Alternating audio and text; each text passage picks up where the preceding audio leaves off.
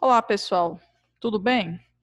Bom, vamos aqui dar continuidade aos conteúdos que estão sendo trabalhados na geografia, né, e que a gente já está quase chegando na reta final, né, dos conteúdos que nós temos que trabalhar no segundo ano. Hoje, em especial, nós iremos conhecer as principais características de uma região asiática, onde a gente pode dizer que ela é chamada da ferida do mundo, né, exatamente por ser palco de muitas tensões mundiais, de muitos conflitos, conflitos esses que ocasionam é, exatamente mazelas à sua população, né, e acaba também ocasionando vários fluxos migratórios a todos os países do mundo, né, que esses fluxos migratórios são constituídos por refugiados. É uma região riquíssima em recursos naturais, inclusive em petróleo, mas é uma região também riquíssima em, na perspectiva cultural. Lá vivem vários povos, né? E essa região também, ela vai ser o berço, né, das três principais, pelo menos das três principais religiões monoteístas do mundo, né, que são o judaísmo, o cristianismo, né, e também é, ela vai ser também a religião islâmica, perdão, quase que eu esquecia do islamismo, que por sinal vai ser o que vai predominar lá. Então, pessoal,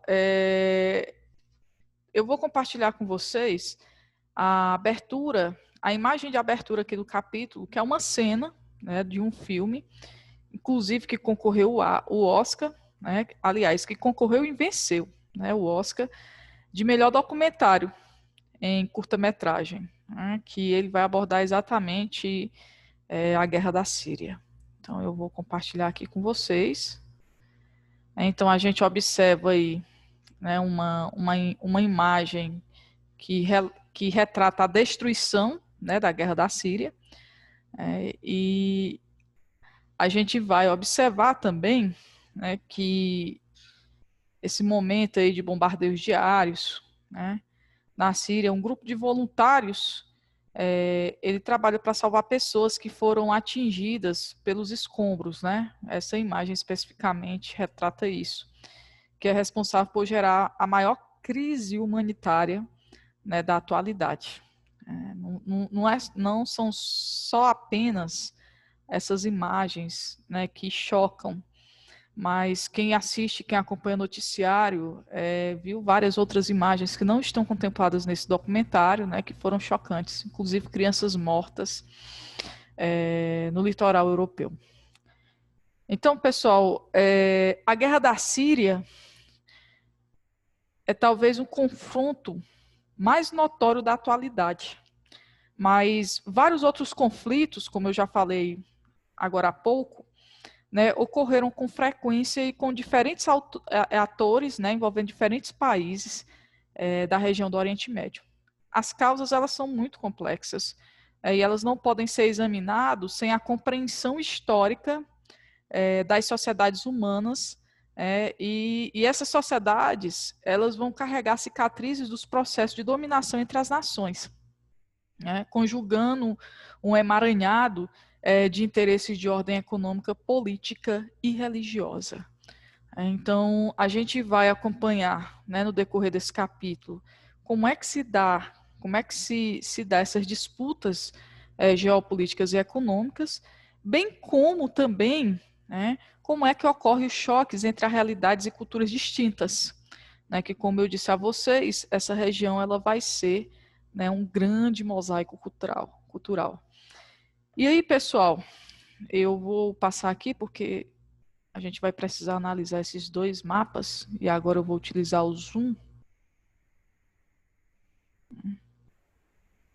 Aqui nós temos o mapa político do Oriente Médio.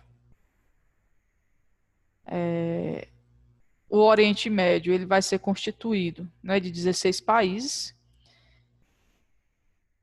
A Arábia Saudita, que se destaca logo aqui pela a sua imensa extensão territorial. Nós vamos ter Bahrein, Catar, e Chipre, Egito, o Egito, a parte asiática do Egito. Aí nós vamos ter também os Emirados Árabes Unidos, Iêmen, Israel, Irã, Iraque, Jordânia, Kuwait, Líbano, Omã, Síria, Turquia, né? A Turquia é a parte asiática, certo? Turquia aqui, certo? A parte asiática. E a localização do Oriente Médio, ela é estratégica, né? Inclusive desde os primórdios, né? Exatamente por conta das rotas comerciais. As rotas comerciais, desde a antiguidade, despertou, né, a cobiça de diversos povos pelo controle desses territórios. A fixação de grupos humanos aqui nesses países que constituem o Oriente Médio sempre foi condicionada, né, pela geografia local, pela localização, né, que embora a gente vá observar que o clima ele vai ser seco, né, nós vamos observar aqui a questão da semiaridez, dos climas desérticos, mas nós vamos encontrar nessa região solos bastante férteis. Então, a gente, inclusive, se falando da antiguidade, foi exatamente nesta região, né, que ocorreu a revolução agrícola e a domesticação dos animais, né, ali no antigo crescente fértil. E automaticamente a gente vai observar também as primeiras civilizações, né, que elas nascem em torno dos cursos fluviais, os rios, né? Que aí a gente pode citar o Rio Nilo, o Rio Tigre e o Eufrates, né, que desenvolveram às suas margens impérios, né, marcados pelo desenvolvimento acentuado da escrita, do código de leis e das ciências arquitetônicas e médicas. O fim da Idade Antiga, certo? E o início da Idade Média, eles vão ser marcados, né, entre a relação das matrizes religiosas, né, entre o judaísmo, o cristianismo, o islamismo, né, e grandes conflitos por posse de terras. Nessa região também, do Oriente Médio, nós vamos ter nações, né, inclusive sem Estado, né, nós vamos ter nações sem territórios. Nós vamos já compreender isso. Aqui a gente observa o mapa político atual e aqui nós temos, né, a crescente fértil, que eu acabei de falar para vocês.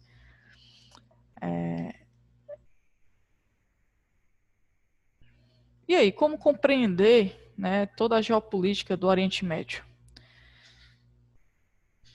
Pessoal, para a gente compreender a geopolítica do Oriente Médio, a gente tem que analisar a dinâmica de alianças e rivalidades que comumente vem à tona em cada situação, né, em cada território, ou envolvendo cada um desses povos.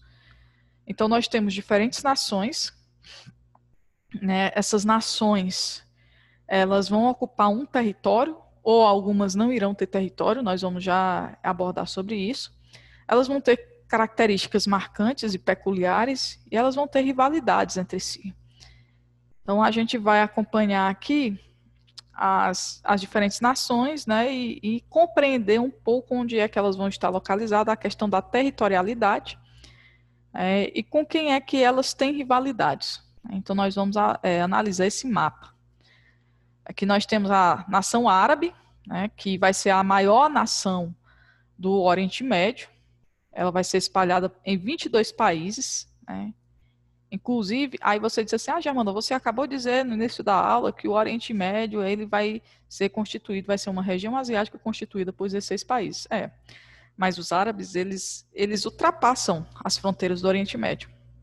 Nós estamos falando aqui de nação, ou seja, de povos, né, que são originados do Oriente Médio, mas que vão ocupar outros territórios.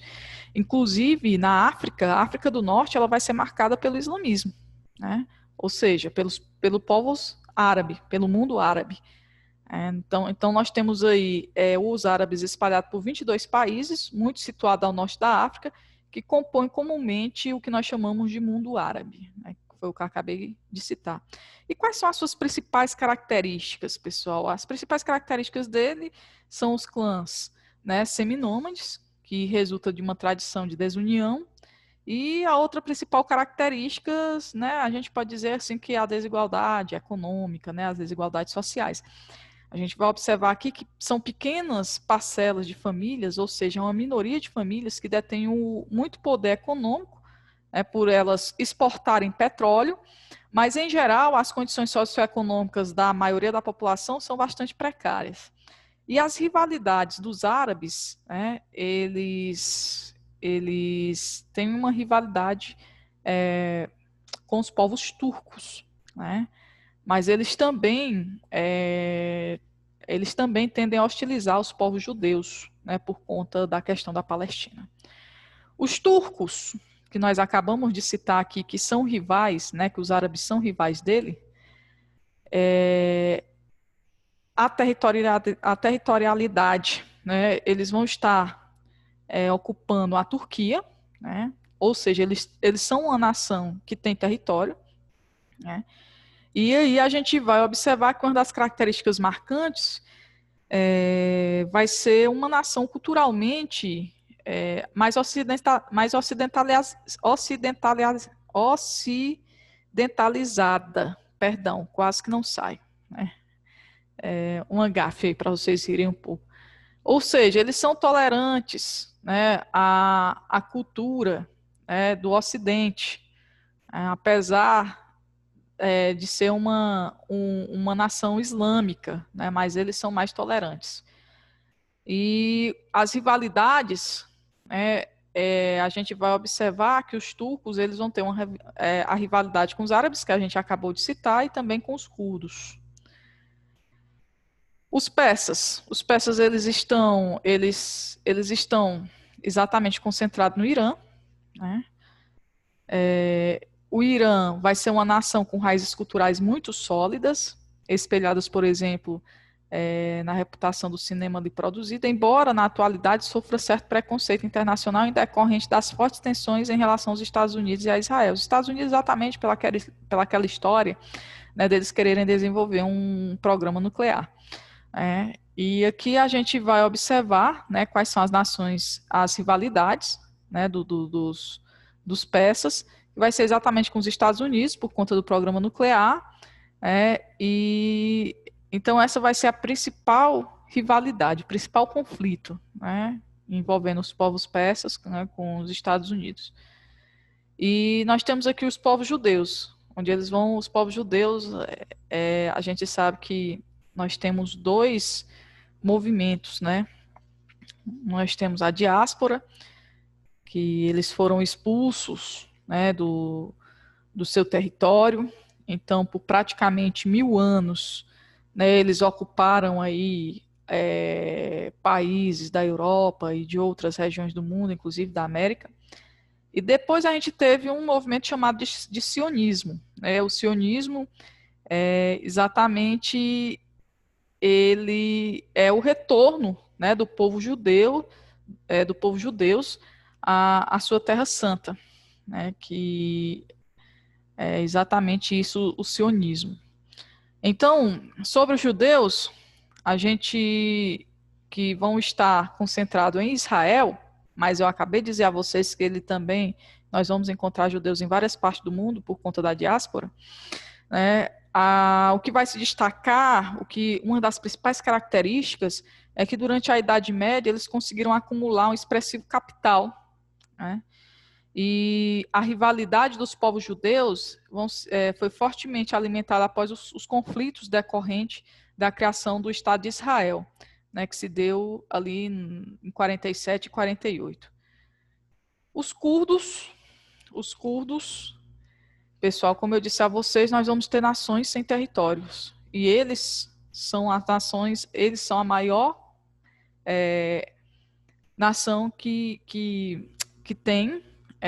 existe sem Estado, né? Ou seja, sem território. Se não existe território, não existe Estado. Então, a maior parte vive na Turquia, também compõe minorias expressivas no Irã, no Iraque e na Síria, além de possuírem pequenas parcelas na Armênia e no Azerbaijão. Então, é a maior nação sem Estado do planeta, reúne uma comunidade estimada de 30 a 40 milhões de indivíduos. a tradição cultural dos clãs seminômades, né, as práticas simples e a ausência de liderança consolidadas com grande representatividade tornam os curdos desunidos e, por isso, vulneráveis ao complexo jogo de interesses regionais. As rivalidades dos curdos, né, embora historicamente tenha sido perseguido também por persas e árabes, na atualidade a maior rivalidade é com os turcos.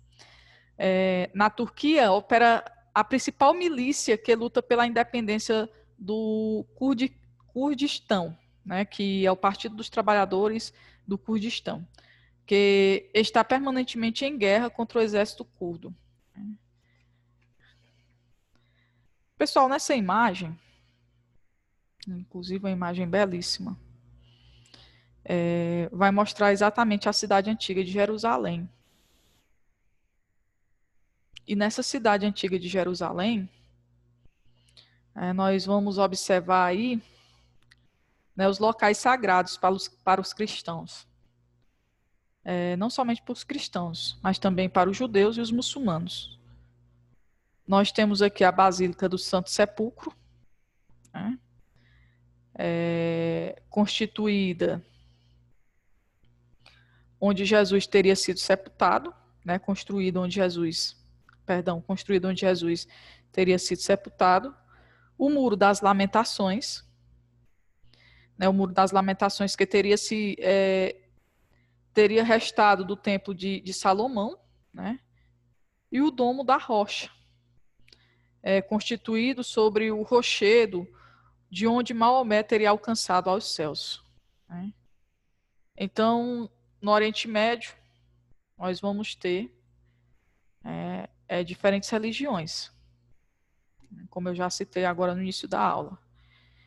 E vamos falar um pouco aqui sobre o judaísmo, que inclusive eu não vou nem citar mais aqui a questão, né, do sionismo e a questão também da diáspora. Mas é importante a gente falar do judaísmo, né, até numa perspectiva histórica, né? Ou seja, o povo judeu ele vai estar em alguns livros sagrados, inclusive nos livros cristãos. Ele vai ser citado no Antigo Testamento da Bíblia e também vai ser citado no Torá.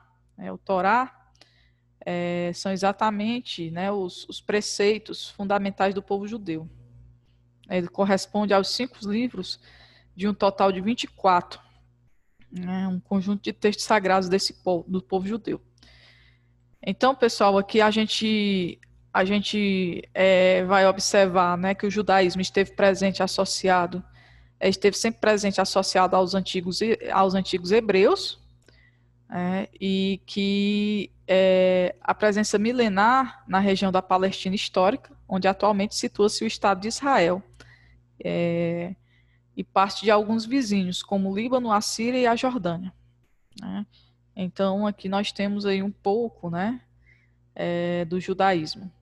E o judaísmo também, ele vai ter um grupo, né, onde eles vão ser muito influenciados pelo sionismo, né, que adotam interpretações fundamentalistas do judaísmo. Quando eu falo de fundamentalista, é que eles levam ao pé da letra, viu, pessoal, o livro sagrado, né?